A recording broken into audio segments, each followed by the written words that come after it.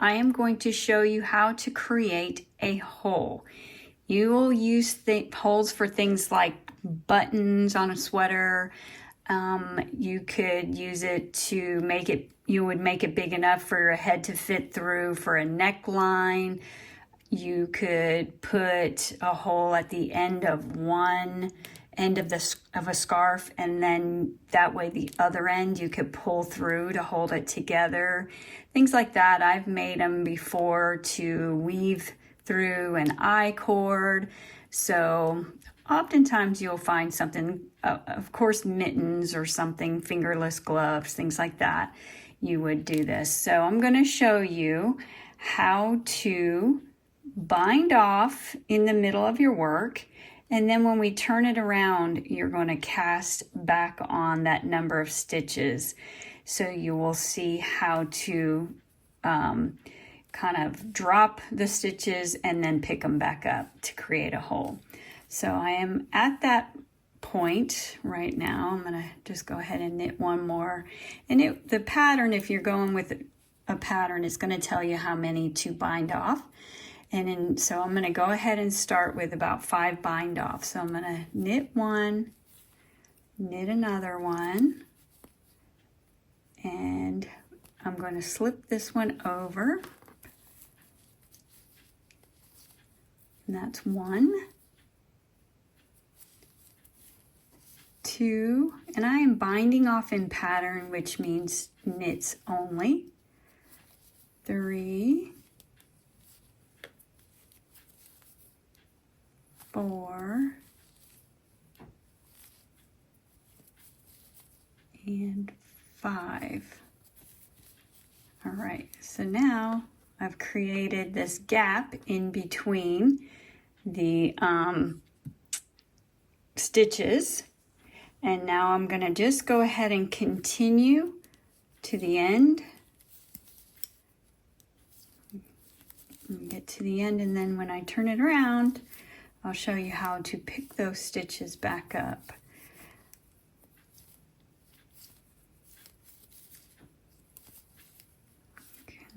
Okay,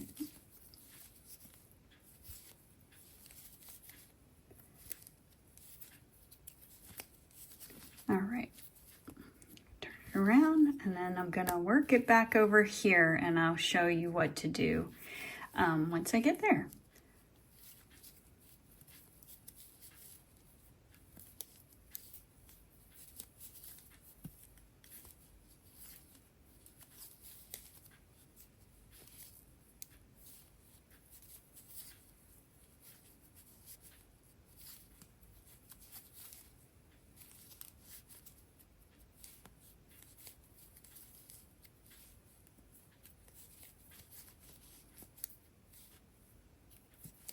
All right, I'm getting to this last stitch before I need to add more stitches, which I will add 5 stitches since that is what I bound off on the other side.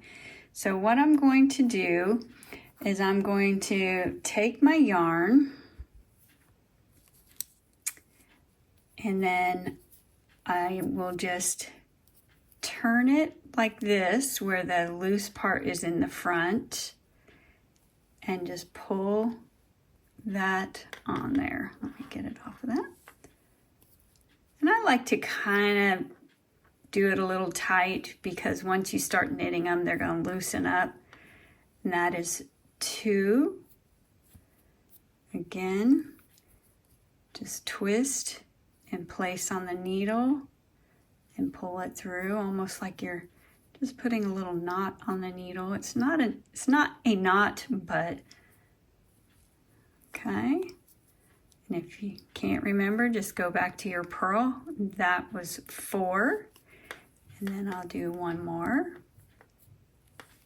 And 5. Now we're already here, so we're just going to pretend like that was how we knit those 5. And we're going to continue with the next purl stitch. And I like to give that one a little tug and kind of tighten it. And then you can kind of loosen the slack a little bit. to go back to normal, and let me get to the end and I will show you what it looks like on the other side.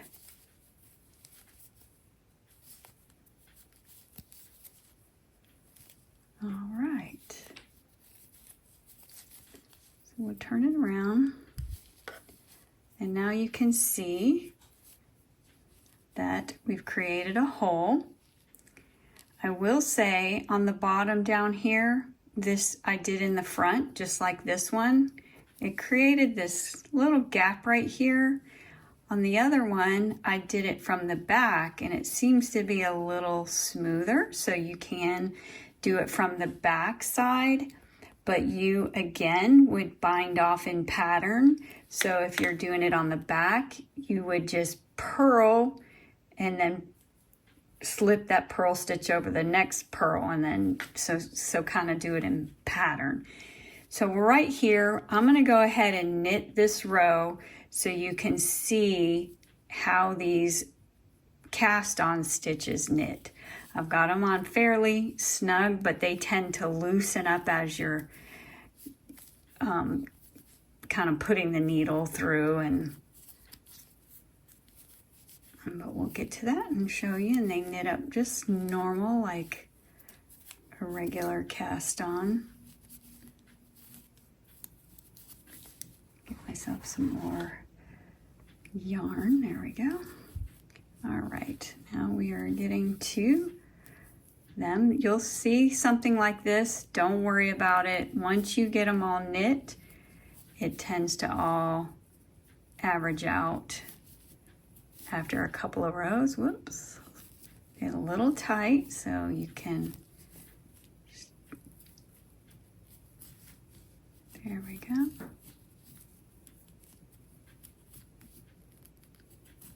You try and loosen it up however you feel like. I think I've got an extra strand in there, so I'm going to do it again. There we go. And one more. And then again, once you get to that next stitch that was already on there, I just kind of give it a little pull, so that way those stitches stay nice and snug, but not too much. Okay, get to the end and show you what that looks like.